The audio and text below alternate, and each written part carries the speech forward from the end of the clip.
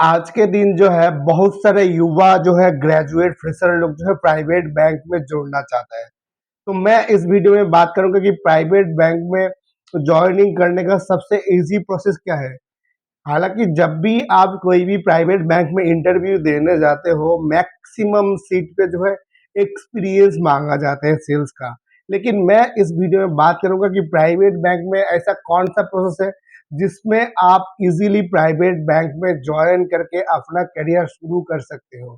Private bank में बहुत सारा जो पोस्ट है, एज ए ग्रेजुएट आप अप्लाई कर सकते हो अगर आप ग्रेजुएट कंप्लीट कर लेते हो। लेकिन मैक्सिमम सिचुएशन में जब इंटरव्यू देने जाते हो, लेकिन वहाँ पे मेंशन करता है कि विदाउट एक्सपीरियंस मैं आपको हायर नहीं कर पाऊंगा। इस हालत में क्या होता है, आप इंटरव्यू से फेल हो जाते हो, आप डिसअपॉइंटेड हो जाते हो, आप जो है डिप्रेस हो जाते हो कि क्या ऐसे क्या करने से मेरे को प्राइवेट बैंक में इजीली जॉब मिल जाएगा। तो वही मैं इस वीडियो में बात करूंगा। लेकिन वीडियो शुरू करने से पहले बताना चाहूँगा दोस्तों, मैं दीपंकर में बेसिकली फाइनेंस रिलेटेड कंटेंट बनाता हूँ और नया नया वैकेंसी का वीडियो डालता हूँ। तो जो लोग फाइनेंस रिलेटेड जॉब में ज्वाइन करना चाहते हो, नया नया वैकेंसी के बारे में जानना चाहते हो, आपसे निवेदन है आप प्लीज मेरे चैनल को लाइक सब्सक्राइब कमेंट करके शेयर करके रख दीजिएगा, ताकि इसके बाद जो भी मैं वीडियो डालूं उसका नोटिफिकेशन आपके पास तुरंत चला आए।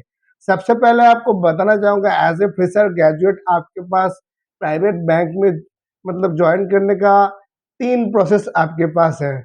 पहला प्रोसेस मैं आपको बताना चाहूँगा, प्राइवेट बैंक में अगर आप ज्वाइन करना चाहते हो, अगर आप ग्रेजुएट होने के बाद एमबीए कर लेते हो, एमबीए इन फाइनेंस, तो आपको डायरेक्ट कोई भी प्राइवेट बैंक में assistant manager, deputy manager post में आपको मिल जाएगा। लेकिन एमबीए में बहुत कॉस्टली खर्चा होता है, तो बहुत सारे लोग जो है एमबीए नहीं कर पाते हैं। तो उनके लिए क्या दूसरा प्रोसेस है, उनके लिए मैं आपको बताना चाहूँगा कि आप जो है प्राइवेट बैंक में अभी के टाइम मैक्सिमम प्राइवेट बैंक में जो है कासा का वैकेंसी चलता रहता है। कासा का वैकेंसी क्यों चलता रहता है, उसके पीछे रीजन है क्योंकि कासा एक ऐसा वैकेंसी है, कासा एक ऐसा प्रोडक्ट है जो प्रोडक्ट सबके पास अवेलेबल है, लेकिन फिर भी आपको सेल करना पड़ेगा। कासा पोस्ट में ज्वाइन करने का सबसे बड़ा फायदा जो है, इस पोस्ट में जो है बहुत जल्द जल्द प्रमोशन होता है। आज के दिन जो है युवाओं, मैच्योर्ड एंड जो है अभी सब लोग हायर एजुकेटेड होने के कारण उनके पास डेटा होने के कारण कासा में इन्वेस्टिंग कम हो गया है। मैक्सिमम लोग अभी जो है स्टॉक में इन्वेस्ट कर रहा है, म्यूचुअल फंड में इन्वेस्ट कर रहा है। तो इसके कारण क्या है हो रहा है कि कासा में जो है कासा का जो मतलब परसेंटेज है धीरे धीरे गिरता जा रहा है। इसलिए मैक्सिमम प्राइवेट बैंक जो है मतलब हर मतलब पूरा साल प्राइवेट बैंक में कासा में मतलब रिक्रूटमेंट करता रहता है। अगर आपका कम्युनिकेशन अच्छा हो, आप अगर सही से बात कर पाते हो, तो आप डायरेक्ट जाके प्राइवेट बैंक में कासा में अप्लाई करो, आपको जॉब मिल जाएगा। हाँ, ऐसा भी हो सकता है कि आप ज्वाइन करने के 2-3 महीने बाद छोड़ दो, क्योंकि कासा में टारगेट तो कम होता है, लेकिन प्रोडक्ट को बेचना थोड़ा मुश्किल है। ऐसा नहीं है कि लोग नहीं कर रहा है, कासा से ज्वाइन करके बहुत सारे लोग अभी आज के डेट में बहुत सारे प्राइवेट बैंक में सीनियर मैनेजर पोस्ट में है। लेकिन पहला जब टाइम आएगा, पहले तो आप ज्वाइन करेंगे, मार्केट में आपको विजिट करना पड़ेगा, कस्टमर से बात करना पड़ेगा।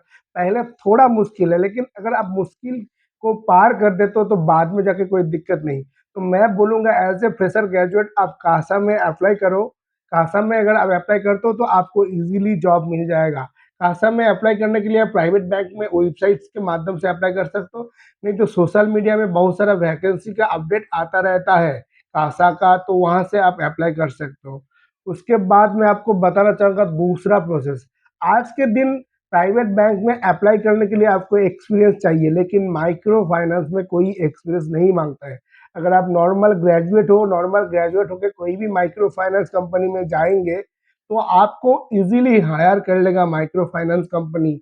और 2 साल का माइक्रो फाइनेंस का एक्सपीरियंस लेके आप कोई भी प्राइवेट बैंक में privilege banker, personal banker, value banker में ज्वाइन कर सकते हो।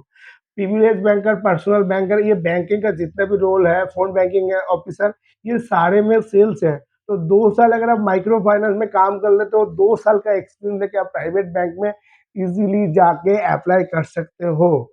उसके बाद मैं आपको बताना चाहूँगा लास्ट एंड मतलब फाइनल ऑप्शन, आज के दिन बहुत सारा यूनिवर्सिटी के साथ टाई अप करके बैंक कुछ कोर्सेस लॉन्च करता है। इस कोर्स में क्या होता है, बैंक आपको क्या है ट्रेनिंग करवाएगा। ट्रेनिंग क्या, उनका बैंकिंग प्रोडक्ट का ट्रेनिंग करवा के आपको सर्टिफिकेट प्रोवाइड करेगा। उस ट्रेनिंग टाइम आपको इंटर्नशिप करवाएगा, उस ट्रेनिंग टाइम आपको ऑन जॉब ट्रेनिंग भी करवाएगा और उस टाइम आपको स्टाइपेंड भी मिलेगा। इस ट्रेनिंग का सबसे बड़ा फायदा ये है कि आप जो है हाथों हाथ काम सीख पाएंगे, आपको टाइम दिया जाएगा काम सीखने के लिए।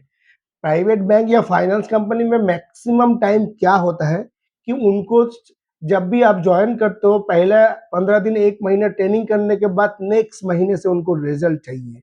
तो मैक्सिमम टाइम क्या होता है, रिजल्ट आप मतलब प्रोडक्ट सेल नहीं कर पाते हो, हर दिन आप ताना सुन के क्या होता है मैक्सिमम टाइम आप फ्रस्ट्रेट होकर काम छोड़ देते हो। लेकिन जब आप कोई भी प्राइवेट बैंक का ट्रेनिंग करेंगे पैसा देके, उस टाइम वो लोग आपको सिखाएगा कैसे प्रोडक्ट को सेल्स करना है, कैसे कस्टमर से बात करना है, कैसे पोर्टफोलियो को मेंटेन करना है।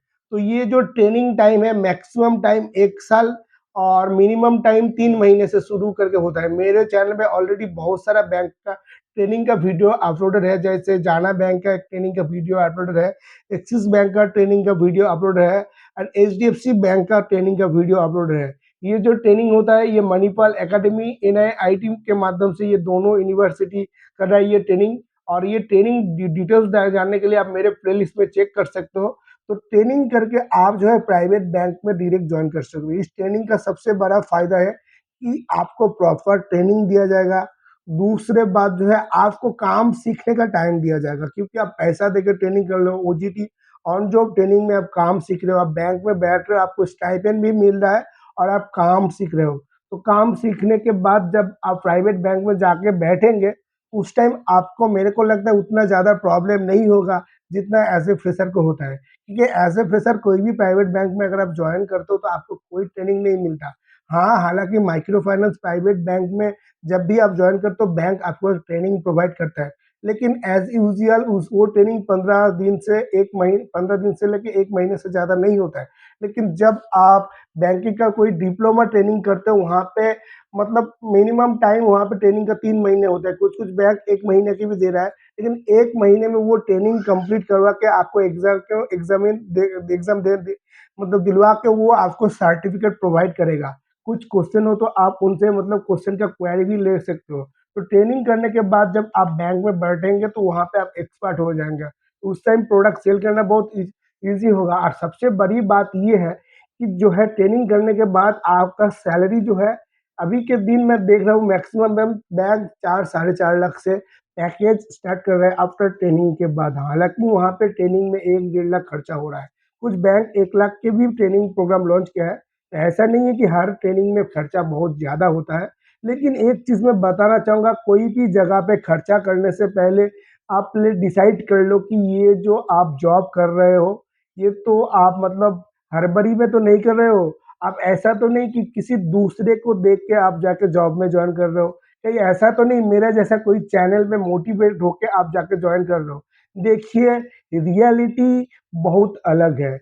बाहर जब किसी के पास जाके सुनेंगे प्राइवेट बैंक का लाइफ बहुत अच्छा है, सूट बूट लगा के मतलब काम कर रहा है, फील्ड में जा रहा है, अच्छा खासा सैलरी मिल रहा है, ये तो उनका बाहर का लाइफ है। लेकिन एक्चुअल में एग्जैक्टली उनके साथ क्या बीतता है उनको ही पता है एज ए बैंकर।